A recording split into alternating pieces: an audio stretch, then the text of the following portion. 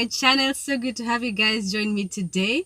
It's been a while since I shared a cooking video, and I'm so excited to share what I have for you today. I'm just on my way home, and the plan for today is going to be biryani. I really love to make biryani, and I think you guys are going to enjoy the recipe that I have to share with you today. So enjoy.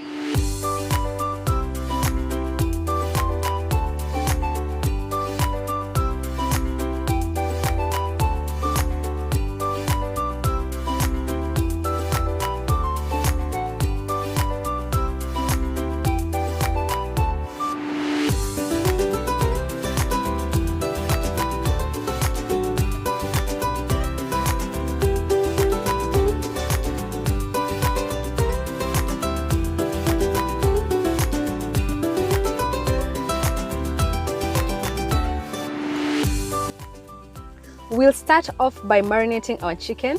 There's two ways that you can actually cook your biryani. One is to cook the chicken directly and add the ingredients as you cook. The second one is to marinate the chicken for about 30 minutes. For me, this is the best way because you get all the flavors marinated and infused in the chicken, so you're going to have the best flavors for that. So you're going to add up all the dry spices apart from the mixed spices. We're going to only use the mixed spices when you're cooking the rice separately.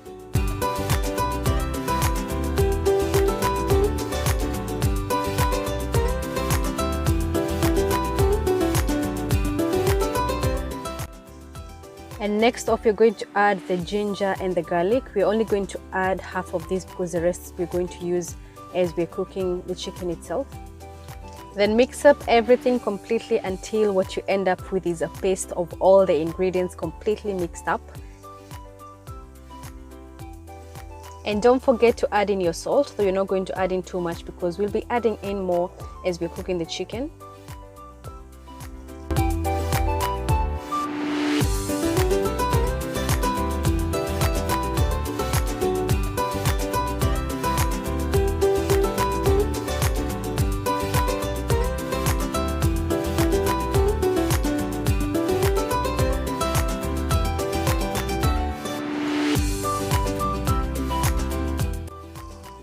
And after you get your nice thick marinade paste, you're going to be ready to put the chicken aside to marinate for about 30 minutes. Preferably just put it in the fridge.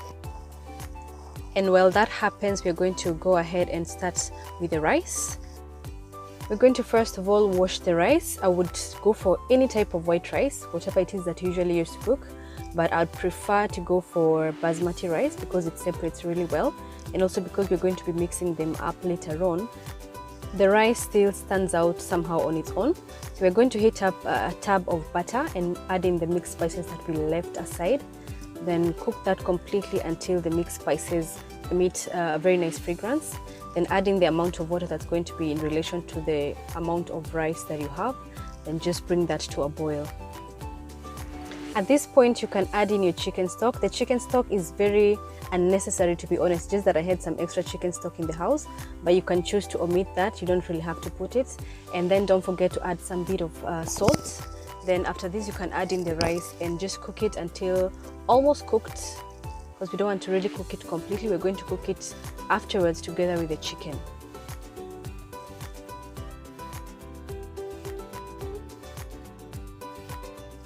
So when it's about 80% cooked, we're just going to take it out of the fire, drain out the extra water, and just let it sit for a while.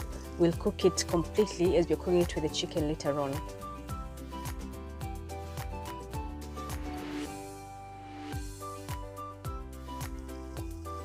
Now for the chicken, we're going to add in some bit of oil in a pan, then add in your onions and let them cook until golden brown.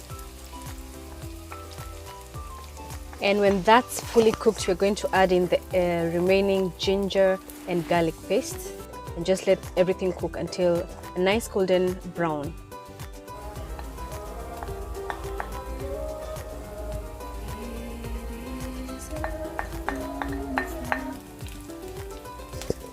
Then we'll take out about 2 tablespoons of the cooked onions, garlic and ginger. We're going to use this later to garnish the rice.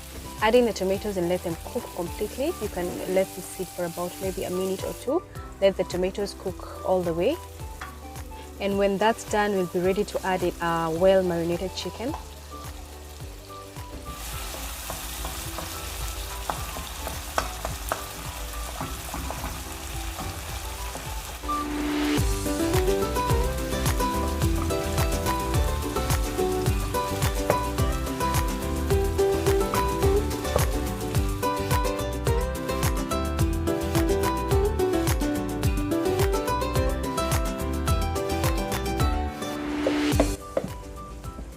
We'll cook the chicken for about 10 minutes or so, and as you can see, I added just a little bit extra oil because we're going to use this in part of the gravy to add to the rice, just to have the rice have the same color as the chicken as you're going to mix it up later on.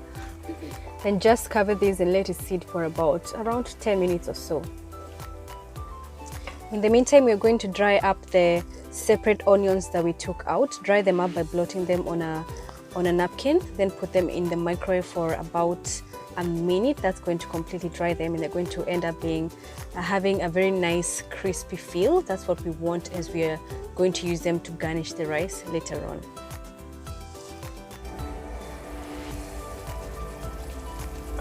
And at this point, you can take out the oil, as I mentioned before, and the gravy. Add this to the rice that you put down separately. That's also going to add a very nice flavor to the rice that's going to blend in very well with the chicken that's going to come on top of it.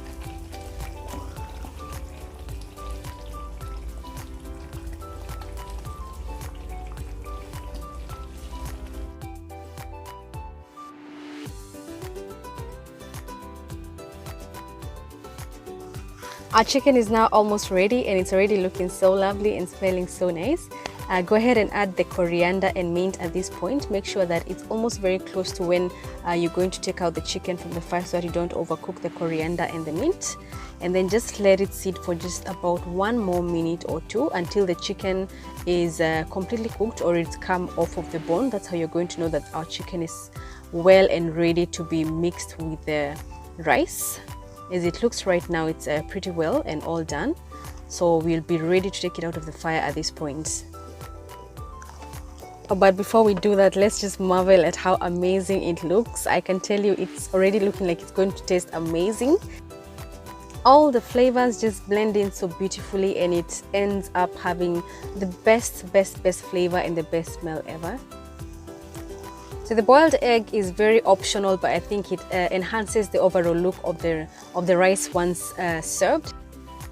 And the chicken is ready at this point. On a separate pot, just butter the bottom of it so that our rice doesn't burn.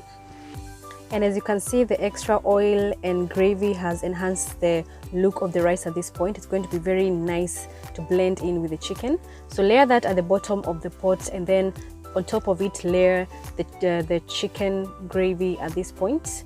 Keep doing that until everything that you have prepared is done. Don't forget to add in coriander in between, just to have that difference in color that's going to again enhance the overall look of the rice.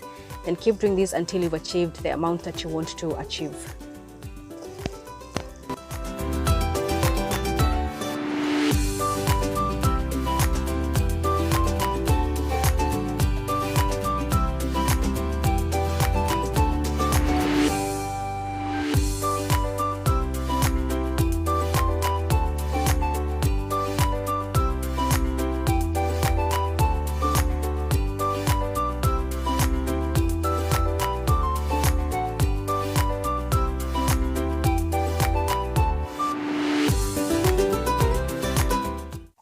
And when that's done, we're going to put it under very low heat for about maybe 5 minutes, just to have the rice completely cooked at this point, and also just for it to sip in some bit of that chicken. You can garnish it at this point if you're going to serve it directly from this pot, but you can also garnish it as you plate later on.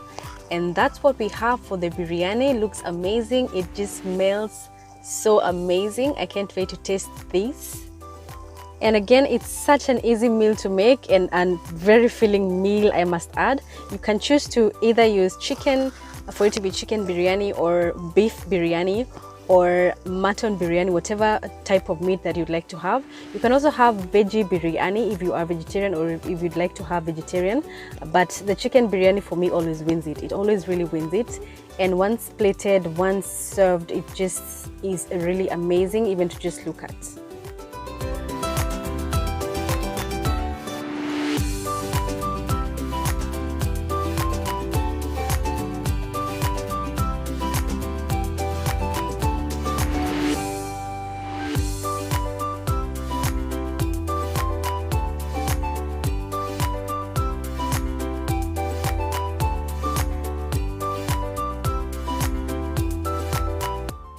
And guys, if this is not one of the best looking biryanis I have ever seen, oh, I'm going to be serving this with a yogurt sauce. The yogurt sauce is going to be prepared just by mixing plain yogurt with mint, or you can just have the plain yogurt by itself, but it works out so beautifully with mint.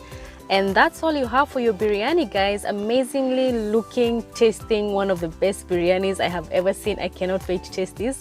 I'm so happy to have you guys join me as I was preparing this biryani today. Excited to see you guys on my next international kitchen video. I will tell you exactly where it's going to be from. I'm going to concentrate on the Indian subcontinent at this point, starting us off with this amazing biryani. Next time I'll be doing something different, but I'll let you know on my next video. So happy to have you guys join me today. See you on my next video. Bye.